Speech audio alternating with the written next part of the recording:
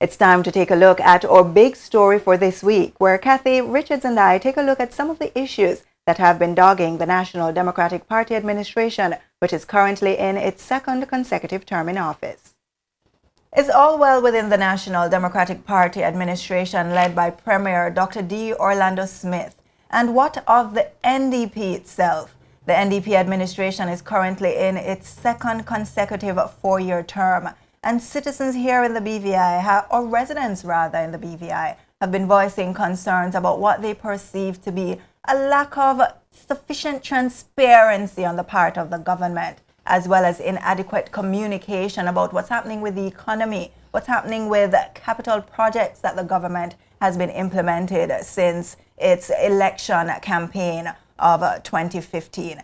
And so we're here, Kathy, to look at these issues bedeviling the National Democratic Party administration, as well as the political arm of the party. And one of the latest rounds fired into the arm of the NDP comes from a fervent party supporter, that of Mrs. Eileen Parsons. And two of the main areas that she addresses in that letter, which has been leaked to the media, also taps into what residents have been telling us and have been communicating in one-off discussions and discussions online about inadequate communication from the government about what's happening with the economy. Yes, indeed, this is wide-based, and I must tell you, I hold Miss Parson in high esteem. This is a woman I respect a lot. And quoting from the letter that she penned to her party, she said, "We, the NDP faithful, elected 11 of you to form a government to manage the affairs of our country to the best of your singular and the collective abilities." And that alone speaks volume to her concerns. But persons are also talking about other issues. We have the Terrence B. Lettsam International Airport, the expansion. You spoke with VI Airlink and you heard the concerns that were raised there. There is the Prospect Reef project. That is a big issue. It's been raised to the level of the House of Assembly by both opposition leaders. There is the expansion of the cruise pier dock. That continues to be an issue that persons want more answers for. And not just more answers, persons have been demanding that commission of inquiry take place to examine the cost overruns regarding the cruise pier park. Now, Kathy, another major concern or suggestion on the ground regarding the stewardship of the economy is that there needs to be a change in the hand at the wheel, or there may need to be a change in the hand at the wheel. Yes, and Miss Parsons also touched on that. And, we're going to be quoting her quite a lot because, she's an inside person. But she also suggested, like many persons, that at this time, because of the state of the finances of the country and its management, she's suggesting that that portfolio of Minister of Finance be removed from Premier Smith and handed over to Honorable Ronnie Skelton. Well, remember, Mr. Skelton held that portfolio in 2003 to 2007 before. So there seems to be a little more confidence in that area. Not to say that Dr. Smith is not competent, but considering the gamut of stuff that he has to deal with, I'm thinking that persons are thinking in that direction, that he should be relieved of that so he can focus better on other stuff.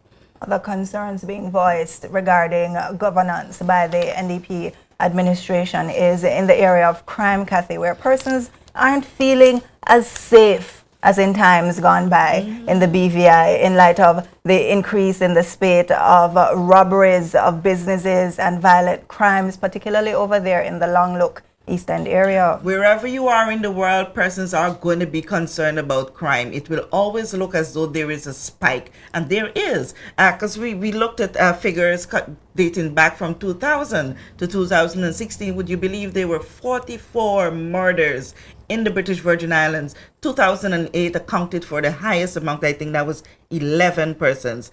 And persons are very much concerned about the level of domestic violence. I spoke with the director of the Family Support Network. I spoke with Gender Affairs, and these arms of society are very much concerned. They are doing as much as they can, and like persons in the community, they want to see these things being dealt with in a more comprehensive and dynamic way. That is also communicated to them. Now let's move on to the party itself, the NDP, and what some persons are saying seems to be a party that may be in crisis as it pertains to whether or not the front is as united as it seems when it comes to the NDP. Some persons have been telling us, Kathy, and the conversation on the ground is that persons aren't sure what exactly is the structure. So maybe there is a structure for the NDP, but we don't know what that structure is. Who is in charge of what? Who is in charge of the PR machine of the NDP to ensure that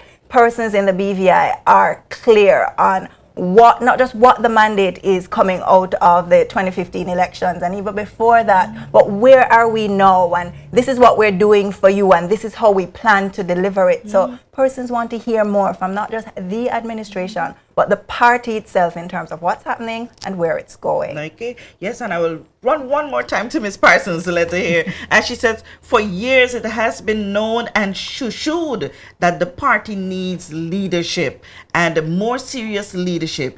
If you all intend to be elected again, you need an organization. She wrote that in bold words, with some modicum of structure. This is sadly lacking, and all of you have known it forever. So it's something that is known, according to Mrs. Parson, within the administration of the NDP, and the persons on the street are asking the same thing. They're asking for the same thing.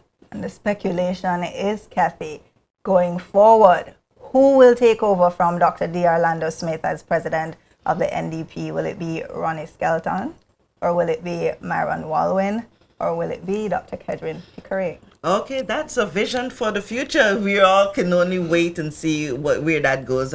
No one can tell. I guess it's within the NDP itself to decide that. And so, like us here at The Big Story, I'm sure you all out there are waiting to see what happens with the NDP administration and the NDP party going forward in 2017. Until next time, here at The Big Story, I'm Peter Gay Coombs saying bye-bye on behalf of Kathy Richards.